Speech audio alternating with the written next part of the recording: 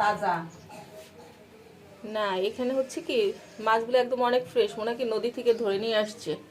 বিশেষ করে হচ্ছে কি এই আইড় মাছের কিন্তু আমি একটা ধোয়া দিছি, তারপর অনেক রক্ত। আচ্ছা শুনো, এখন বিষয়টা হচ্ছে তুমি কিভাবে খেতে চাও মাছটা, ইলিশ মাছটা কিভাবে রান্না করবো বলো? ইলিশ মাছটা হুম। আমি তো পছন্দ করি ওই পেঁয়াজ তেলে ভাজা। তেলে ভাজা কিছু থাকবে, হ্যাঁ। ভাজি খাবো।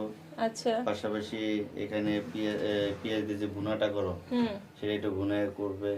তারপরে পরে আবার যদি সরিষা দিয়ে করা না, আমি যায়। চাইতেছিলাম কি যে নারকেল দিয়ে সরিষা বাটা দিয়ে যদি ভাপা করি তাহলে আমার কাছে মনে হয় ভালো লাগবে। আর আইড় মাছটা কি, আর আইড় মাছ মাছটা তো কি ঝোল এমনি করবো? জিরা দিয়ে ঝোল করলে ভালো লাগে আমার কাছে, মানে সিম্পল হিসেবে।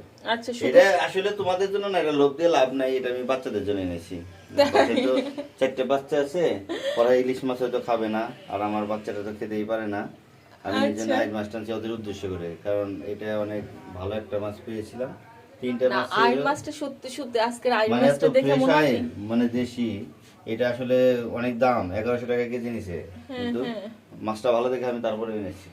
আর আচ্ছা ইলিশগুলো 700-800 করে নিছে আজকে। ঠিক আছে, তাইলে এখন কথা দাঁড়া। আচ্ছা শুনো, তাইলে একটু ইলিশ মাছ মানে তেলে ভাজা করি, আর হচ্ছে ওই যে নারকেল দিয়ে ভাপা করি, নারকেল আর সরিষা দিয়ে। হ্যাঁ ইটস ওকে, এটা এক্ষেত্রে মহারানী আপনি, এখানে তো আমার কিছু সে নাই, কিন্তু আচ্ছা। আর টেস্টি ইসে টেস্টি ইয়ামি খাবার খেতে চাই আমি। আর ই করি, আইড় মাছটা ঝোল করি আলু আর ফুলকপি দিয়ে। ফুলকপি কি দিব? I dislike this. I dislike this. আচ্ছা আমি ঠিক এটা আছে। একদম সাদা জিরা দিয়া হুম। ফোড়ন দিয়ে শুধু আলু দিয়ে চাই, কোনো ফুলকপি আইর মাছে থাকবে না, আচ্ছা এটা আমি ঠিক আছে। পছন্দ করি না। ঠিক শুধু আছে। নর্মাল বলছি তো, আলু এবং জিরা ফোড়ন দিয়ে রান্না করতে হবে, ঠিক আছে? ঠিক আছে, তাহলে আর আমি ইলিশ রান্নাটা শুরু মাছটা করে আপনি দেই। যেভাবে চান সেভাবে করতে পারেন, তবে আমি যেহেতু ভাজি পছন্দ করি, একটু হালকা ভাজি থাকতে পারে নাকি, গরম গরম খাওয়ার জন্য। আচ্ছা ঠিক আছে, তাহলে আমি কাজটা শুরু করে দেই।